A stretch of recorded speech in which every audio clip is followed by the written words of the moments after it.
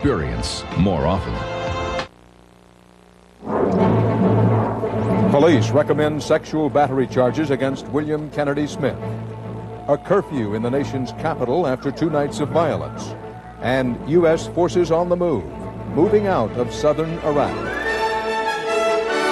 This is the CBS Evening News. Dan Rather reporting. Good evening. Police in Palm Beach, Florida are now recommending criminal charges of sexual battery against William Kennedy Smith. A woman has accused Smith of raping her at the Kennedy family estate Easter weekend. Smith denies any wrongdoing.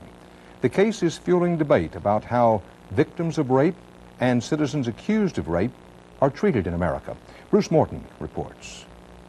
We're going to recommend that criminal charges be filed. Spokesman Craig Gunkel made it official. The Palm Beach police will recommend that sexual battery, that's how Florida law describes rape, charges be filed against William Kennedy Smith. The person that would be charged in this case, if the state's attorney deems that as feasible, would be William Kennedy Smith. Smith, who's been advised since the beginning by Kennedy family lawyers, voluntarily turned over blood and hair samples to the Palm Beach police, but has declined to talk to detectives there or to reporters here today. Well, I'd love to talk to you, but my lawyers... Watch my back. The state's attorney could agree with police and charge Smith, or drop the charges, or let a grand jury decide. Smith, 30, was accused of rape this past Easter weekend at the Kennedy family estate in Palm Beach. Smith's uncle, Senator Edward Kennedy, and his son Patrick were also at the compound that weekend, but say they didn't witness the alleged attack.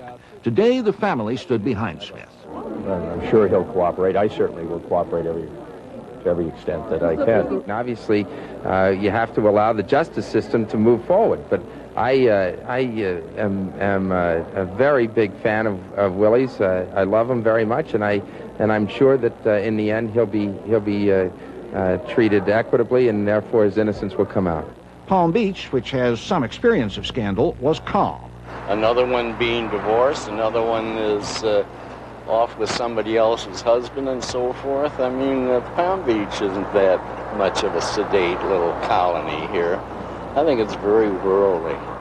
So far, Smith's reputation has taken a national beating. The woman who accused him has seen her name in print, the subject of a hostile New York Times profile, and tabloid sales are booming, all over a case which hasn't gotten to court yet and may not ever get there. Bruce Morton, CBS News, Washington. In the nation's capital, the mayor is vowing to prevent a third straight night of violence. She says residents of a Hispanic neighborhood have legitimate frustrations, but lawbreaking will not be tolerated. CBS News law correspondent Rita Bravery is on the scene. Good evening, Rita. Good evening, Dan. The mayor has called a curfew for tonight. Dozens of police surround the area, and everyone is hoping there will be no more confrontations. By day, the people of Mount Pleasant explain the reasons behind their nights of violence. Many of the young people do feel that they are mistreated by the police.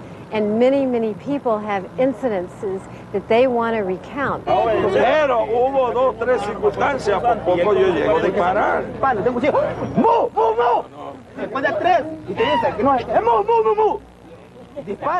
lot of problems with the education, employment, and medical assistance.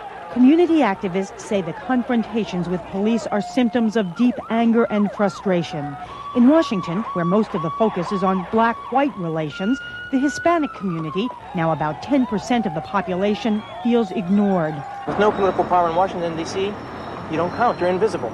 And national Hispanic leaders say it's a symptom of a nationwide problem. As I travel around the country from L.A., Chicago, New York, I see the kind of quiet desperation, the kind of alienation just permeates all of our neighborhoods, all of our barrios, and I fear that we're gonna see more of this. In Washington, there were calls for restraint. I urge everybody in this city to remain calm, to allow us to restore order in the community, to not give away to our own worst instincts. To not just everybody go around burning buildings and burning stores or whatever it is that they're doing. And if we already have attention, we should use it for our benefit and not just blow it away. But as crowds gather here again tonight, no one is expecting any quick solutions, Dan. Thanks, Rita. In the Los Angeles police brutality case, Chief Darrell Gates today fired one of 4 officers charged with beating an unarmed motorist. Gates said probationary officer Timothy Wind had used excessive force. The 3 other officers will face departmental charges. There was dramatic testimony today about the fatal runway collision at Los Angeles International Airport 3 months ago. Federal officials heard from an airline co-pilot who lived through it and from the air traffic controller who was giving the orders at the time. Jerry Bowen reports. Air traffic controller Robin Washer, in her first public comments today on the February disaster that killed 34 people, said she had no idea at the time that 2 planes had collided on the ground. When the aircraft blew up, we had had numerous bomb threats at the airport because of Kuwait. I assumed that the aircraft had a bomb on board, then it blew up on landing. But it was Washer who first directed a tiny SkyWest commuter flight to wait for takeoff on runway 24 left. And Washer who cleared the approaching U.S. Air 737 to land on the same runway. U.S. Air 1493 to land on runway 24 left. Washer said today it was a case of mistaken identity. She was looking at another aircraft, thinking it was the doomed commuter plane. I mean, these aircraft are stationary, so it's hard, but this aircraft, every time I made a transmission, I thought I was talking to SkyWest. You know, taxi up to and hold short, this aircraft did this. Earlier, U.S. Air co-pilot David Kelly testified he was at the controls when the accident occurred, and there was no indication anything was wrong until the nose wheel touched down on landing. That's when I saw on my windscreen silhouettes of 2 props. Quickly, rapidly fill in the windscreen. The sound was almost overwhelming of 2 airplanes colliding, of crunching metal. But how had he missed seeing the commuter plane, Kelly was asked, especially with vision rated better than 20/20. How do you account for the fact that that you couldn't see the Metroliner, if your vision is that good and you were It that wasn't there. Pardon? It wasn't there. It was invisible. Invisible to air traffic controller Washer, too, because of ground structures, but not the first time she had lost track of aircraft on the ground. In a 1990 incident, the approaching aircraft aborted landing to avoid a potential disaster. And there are questions tonight about Washer's emotional stability. 14 years ago, she left the job as air traffic controller for the Air Force, unable to continue, she said, after her parents were killed in the crash of a light plane. Jerry Bowen, CBS News, Los Angeles. Still ahead on tonight's CBS Evening News, the water recedes, now disease claims new victims in Bangladesh. And a farewell in the Iraqi desert as the last American soldiers head home.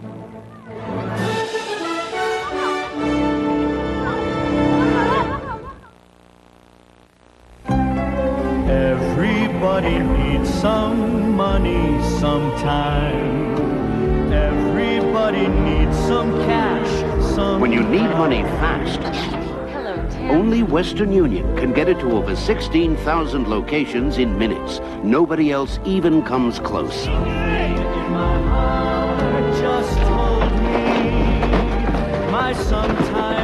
Western Union, the fastest way to send money. How do professionals clear tough clogs? Pour in the power. Professional strength Liquid Drano with 3 ingredients to power through clogs. Professional strength Liquid Drano. Now you can pour in the power. When sore muscles or minor arthritis pain hold you back, you need strong medicine. Ben Gay with not just 1 but 2 pain relievers. Warming power for fast relief. Helps get you going again. Ben Gay, fast, strong medicine for pain relief. White House officials said tonight the cause of President Bush's heartbeat problem is now known. It was apparently triggered by an overactive thyroid. The president remains on medication and is wearing a portable heart monitor. He says he feels fine and that his heart rhythm is normal. Still, at Mrs. Bush's insistence, the president is switching to decaffeinated coffee. New government rules came out today to deal with a major health threat to America's children: tap water containing lead. But do these new regulations go nearly far enough? Mark Phillips has our report. The point of the EPA's new water regulations is to keep what happened to 15-month-old Cassandra from happening to hundreds of thousands of others. Cassandra was poisoned by the lead in drinking water. I immediately started bottled water because I was suspicious of the problem because she wasn't crawling around. And That's what it turned out to be. Lead poisoning can produce mental retardation, reduced IQ, and other defects. And while the most serious and concentrated form of lead poisoning still comes from old lead-based paint, 20% of exposure still comes right out of the tap. All kids, not just the ones in rundown neighborhoods, are vulnerable. They all drink water, sometimes, as in Cassandra's case, in instant infant formula. What was happening was that their formula water was being boiled, thereby concentrating whatever lead was in the water and producing significantly high lead levels in these children, requiring treatment and in some cases hospitalization. So the EPA today announced plans to get the lead out, down to what it says is a safe level of not more than 15 parts per billion, much less than it is now in some parts of the country, particularly the older cities of the Northeast. This rule will give us the most stringent drinking water standard for lead in the entire world. No matter how pure the water is when it leaves the reservoir, it picks up lead along the way, usually in the city pipes, and then from the lead solder in internal plumbing and fixtures. The EPA solution? A 6 to 9 year plan to put chemicals in the water to keep it from absorbing lead. They literally create a coating on the inside of lead pipes that prevents the lead from leaching. Only if the chemicals fail to cut down the lead content will water authorities have to start replacing their old city pipe with lead-free new pipe. And they'll have 15 years to do that. That, critics say, is too long. Not until 2014 would the last of the lead service pipes come out. In the meantime, the EPA says run your water for a minute or two before using it to flush the accumulated lead out. And for incentive, think of poor young Cassandra. The long-term effect of her lead poisoning won't be known for years. Mark Phillips, CBS News, Washington. With Saddam Hussein seemingly still very much in power, the last of the U.S. troops in southern Iraq are on their way out. Defense Secretary Cheney visited one group near the border today. He told them the withdrawal will be complete by Thursday. And the U.S. military says that as of today, American warplanes will no longer fly combat patrols over Baghdad. Bill McLaughlin has the story of one U.S. Army outfit pulling out. The last time the 1st Brigade moved this fast through Iraq, it broke the back of the Republican Guards. Today, it's spearheading the total withdrawal of U.S. forces from southern Iraq. After 6 months in this godforsaken place, I guess I could say that, it's about time to go home. I got to drink a beer and see a girl, not necessarily in that order. Ever since the Vietnam conflict ended, American military leaders have dreamed of leaving a major war behind them just this way. Coolly, calmly, victoriously, and with no loose strings left untied. Today, the weakest, the smallest, and the last of more than 8,000 refugees were tenderly lifted into the jaws of giant aircraft on their way to a new home in Saudi Arabia, where they will wait for Saddam's downfall. And while they were in Safwan, GIs like Iraqi-born Doreda Antone took a look around at the town the Allies had helped bomb and decided that it too could use some help. Actually, we're here to comfort the people of Safwan and see what they needed. You know, we're not here to win their minds or souls or any control or anything like that. What they did do was provide 1 million meals for the people of Safwan and send defeated soldiers like Hassan back to school, where, ironically, his pro-Saddam teacher insists that Americans are not to be trusted. No, I am not sorry to see them go because they are occupiers. Even they give me or give people food, they are occupiers. So we want our leadership, we want our government to come back. Arab-American Antone has given up trying to argue the point. I would have to say that the Arab's worst enemy is an Arab. For the children of Safwan, after the last food distribution, America doesn't seem to be the enemy. When the 1st Brigade got its marching orders today, fold up the tents, pack it all up, it also got a pat on the back. The great American soldier is the story of this war. I would just as soon adopt him as command him. The 1st Brigade had expected to make an impact on Iraq. It did, and in ways it never expected. Bill McLaughlin, CBS News, Southern Iraq. The United States pledged another $5 million in cyclone relief to Bangladesh today, on top of $2 million sent earlier. It's a fraction of what Bangladesh needs, and it's too late for many of the victims. Bruce Dunning is in Bangladesh. A mother weeps. Her child is dead. Survivor of the storm, victim of the diseases it spreads. Disease is beginning to claim victims all over southern Bangladesh. The well carries cholera germs, but people must drink, so the deadly waterborne diseases race through whole families, whole villages. Purboria village is typical. Most of its flimsy homes were destroyed. More than 50% of its 7,000 inhabitants were killed. That was over a week ago, but only a couple of times has food gotten here. 55-year-old Samsu Alam lost 5 of his children. Little food, no clothing or shelter has reached them, but worst is the lack of medicine.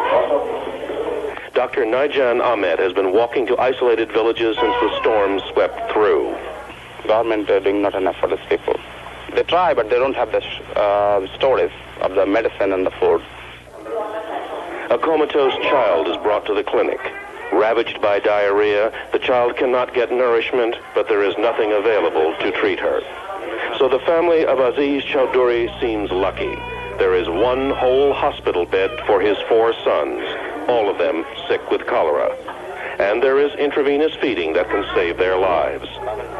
Some relief officials fear that before too long, hunger and disease may start claiming as many victims as the killer storm. Bruce Dunning, CBS News, Dhaka, Bangladesh. Stay with us now for more news, including Eye on America. Tonight, problem miners working major miracles.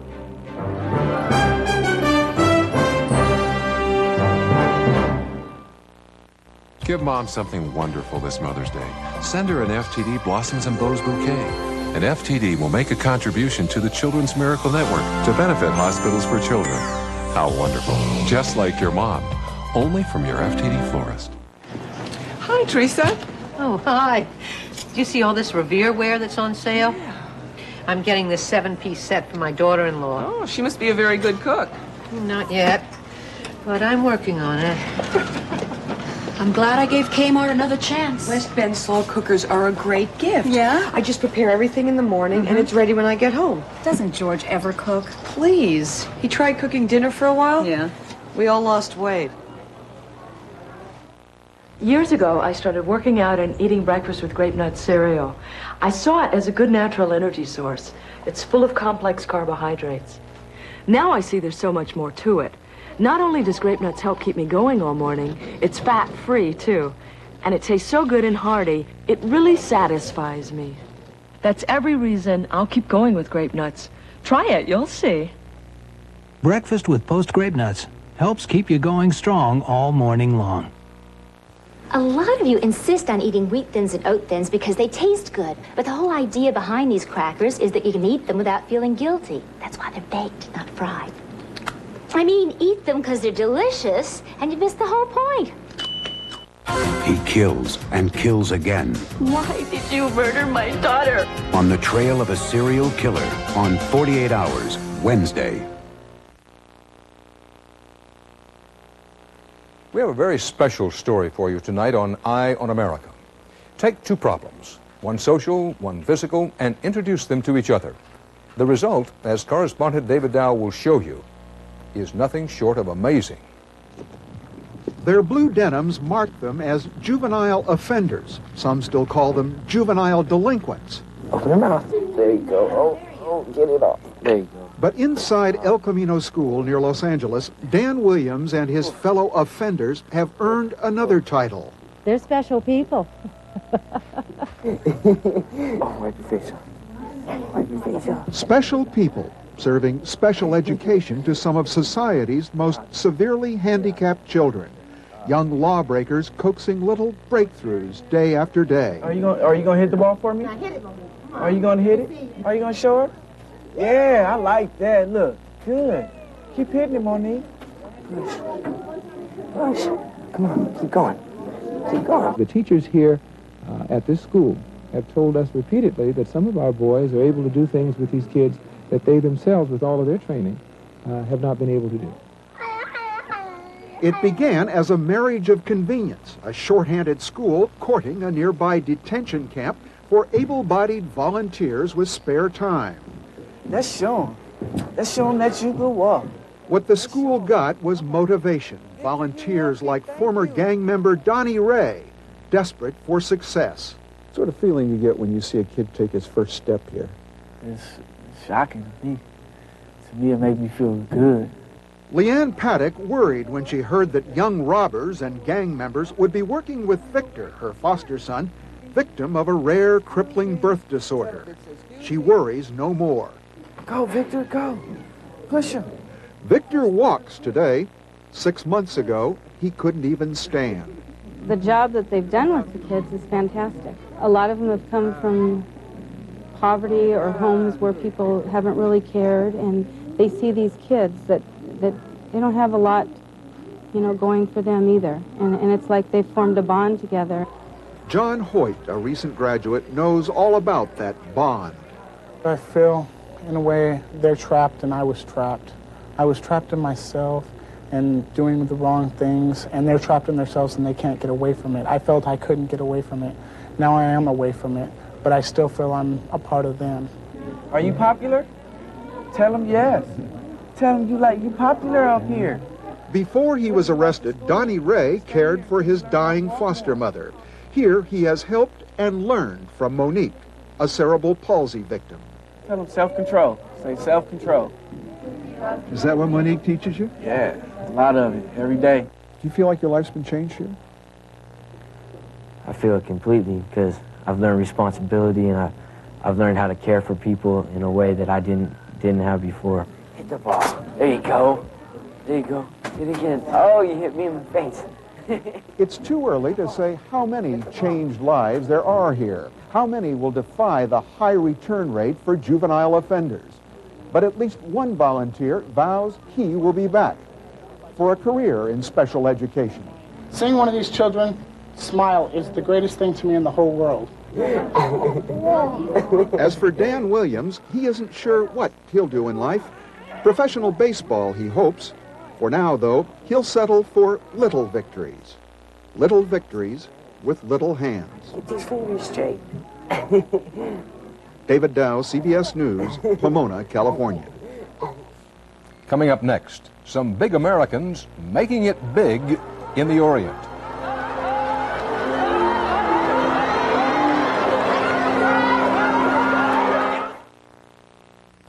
When you buy Valvoline motor oil, you get quality, high performance, protection, and now, for a limited time only, great taste.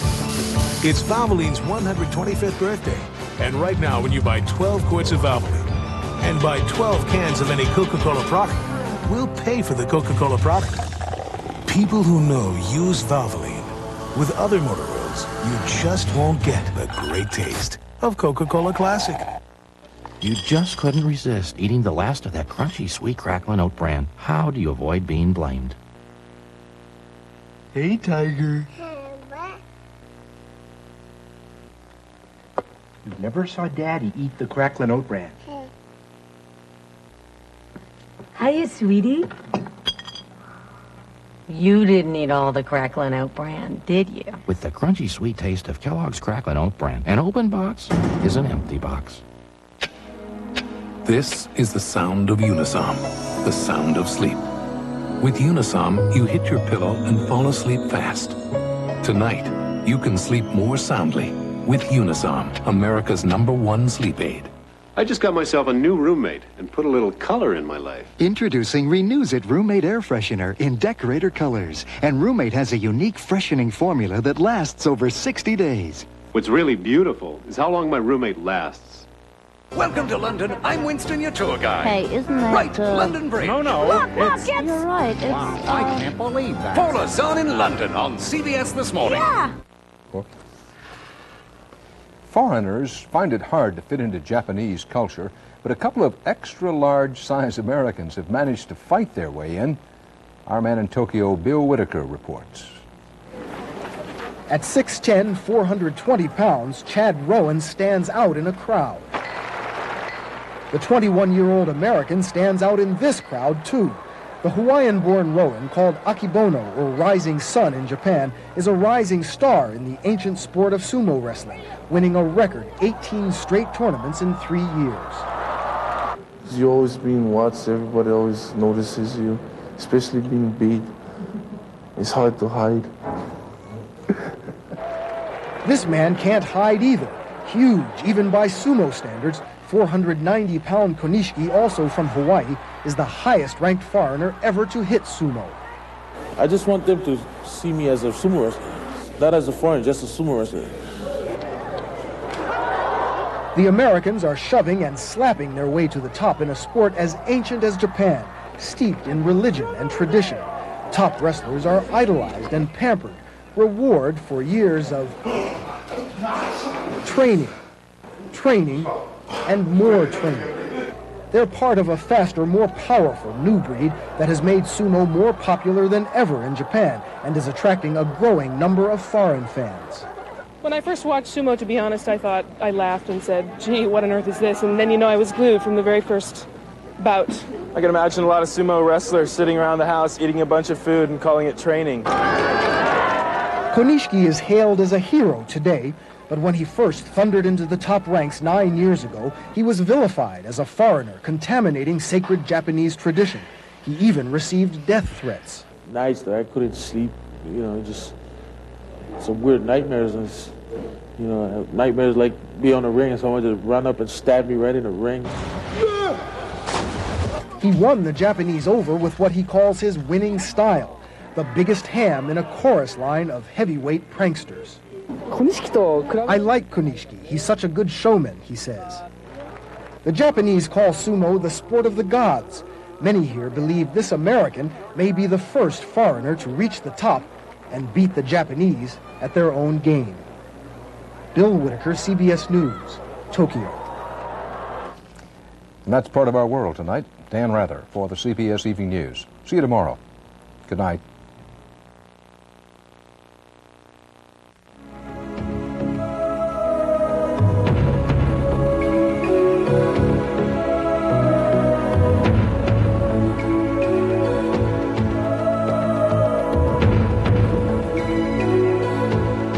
Too much of a good thing is a good thing.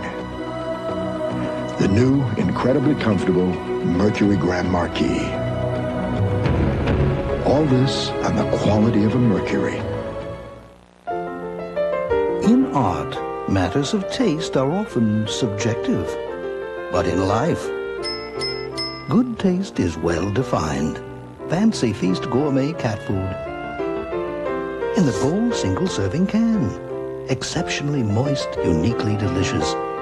For a gourmet taste to satisfy even the most discriminating connoisseurs. Fancy Feast. Good taste is easy to recognize. If the chalky taste of your antacid makes it harder and harder to take, now there's new Mylanta Cherry and Cool Mint Creams, the best tasting antacids, blended creamier for a non-chalky taste. No wonder my doctor said Mylanta. Whirlpool thinks a great range would do its job virtually undetected, solidly built to work for years without any undue attention. If you want a range so well built you don't have to think about it, think about Whirlpool. So in my interview, they told me how Dow can take all this coal and turn it into clean burning gas. Wouldn't that cut down on acid rain? Got it. Sounds like one serious job, son. I just wish it wasn't so far away. Gonna miss you, Mike. Hey, take care of this for me. You can make a difference in what tomorrow brings. Son, show them what you got. 'Cause Dow lets you do great things. This is CBS. Good evening, I'm Vicki Yates. And I'm Chris Clark. Coming up next on News Channel 5, 6 o'clock report, Mayor Boner considers balancing the hospital board in Meharry Hubbard's favor. Smaller Tennessee schools find it tough to make the grade with more state budget cuts. And tonight's Health Beat looks at how Vanderbilt doctors turn to surgery to help patients with irregular heartbeats. We'll have those stories and Metro redistricting plans pinching candidates' pockets.